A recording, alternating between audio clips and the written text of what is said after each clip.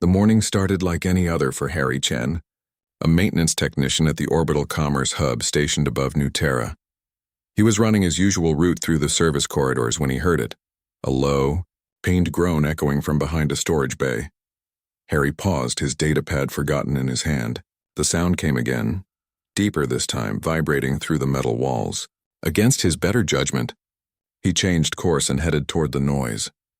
What he found made him freeze in his tracks. A massive dragon, scales shimmering like molten gold and copper, lay curled in the cramped space between cargo containers.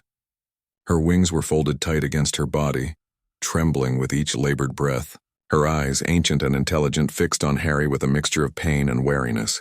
Holy, Harry breathed, taking a cautious step forward. Dragons were rare in this sector, revered and feared in equal measure across the galaxy, but this one was clearly in distress. "Stay back, human," she managed to rasp, her voice like grinding stone. "This is not your concern."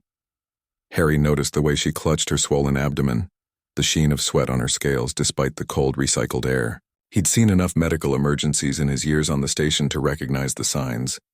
"You're in labor," he said simply. "And you're alone." "I said," she began, but another contraction cut her off, her massive body tensing. Harry made his decision in that instant.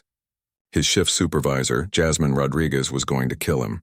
He was already running 15 minutes late, and the morning briefing had started 10 minutes ago. But there was a sentient being in pain right in front of him, and his grandmother had raised him better than to walk away.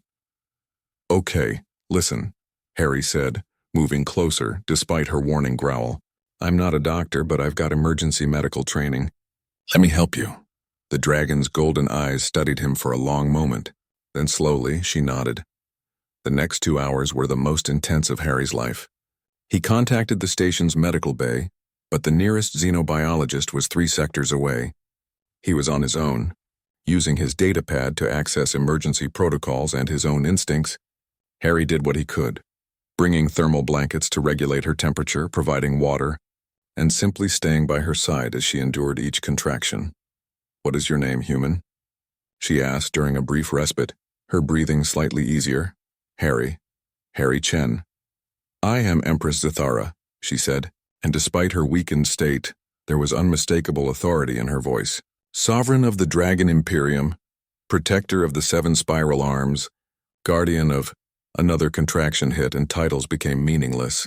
"Save your strength," Harry said gently, adjusting the thermal wrap around her massive shoulders. "You can tell me about your empire later." 3 hours after he'd found her, with Harry's encouragement and assistance, Empress Zithara gave birth to 3 perfect dragon hatchlings. They were small, barely the size of house cats, with scales that gleamed like precious gems. Red, blue, and green, they chirped and mewled as their mother gathered them close with her massive claws, tears streaming down her reptilian face. "Thank you," Zithara whispered, her voice thick with emotion. "Thank you, Harry Chen. You have given me more than you know." Harry smiled tiredly, his uniform soaked with sweat and various fluids he preferred not to think about. "Just glad I could help. Now let me call that xenobiologist to check on you properly." It was only when he checked his datapad that the reality of his situation hit him. 4 hours late, 17 missed calls from Jasmine, a formal write-up already filed in the system. By the time he made it to Jasmine's office, the xenobiologist had arrived and taken over Zithara's care. Harry's supervisor sat behind her desk, her expression carved from stone. "Harry Chen," Jasmine said coldly, not looking up from her screen. 4 hours late. No call, no message until 2 hours in. "This is your 3rd strike this quarter. I can explain. I don't want to hear it." Jasmine finally looked at him, her dark eyes hard. "You're fired. Effective immediately.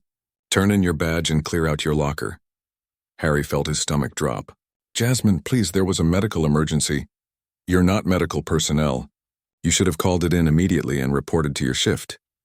She stood, pulling a termination datapad from her drawer. "The rules exist for a reason, Harry. Sign here." With shaking hands, Harry signed. 20 minutes later, he was escorted off the station by security, his personal belongings in a box, his career in shambles. He managed to secure a cramped room in the lower levels of New Terra, surviving on his meager savings while searching for new work. 2 weeks passed. Every application was rejected. His termination record was a black mark no employer wanted to touch. Then, on the 16th day, his door chimed. Harry opened it to find two massive beings in ornate armor, dragonkin warriors flanking his doorway. "Harry Chen?" one rumbled. "Yes?" "You are summoned to the Empress." Before he could protest, Harry found himself escorted to a private shuttle, then to a ship that could only be described as a palace among the stars.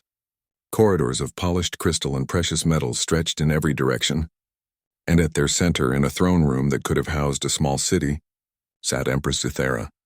She was magnificent in her full glory, her scales gleaming with health, a crown of starlight resting between her horns. At her feet, the three hatchlings played with what looked like miniature planets. "Harry Chen," Cythera's voice resonated through the chamber. "You saved not only my life but the lives of my children, the heirs to the Dragon Imperium. You showed compassion when you could have walked away. Humanity's greatest strength has always been this: your ability to see suffering and choose kindness over convenience." She gestured, and a hologram appeared, Jasmine Rodriguez, looking significantly less confident than Harry remembered. "Your former supervisor has been enlightened about her mistake. She has been demoted. You, however, will be restored with full honors and compensation. Additionally, I am establishing the Harry Chen Compassion Initiative, a fund to ensure that no being across this galaxy is ever punished for choosing kindness." Harry stood speechless, as Cythera smiled, a terrifying and beautiful sight. "But more than that," the Empress continued, "I offer you a position as my ambassador of humanitarian affairs.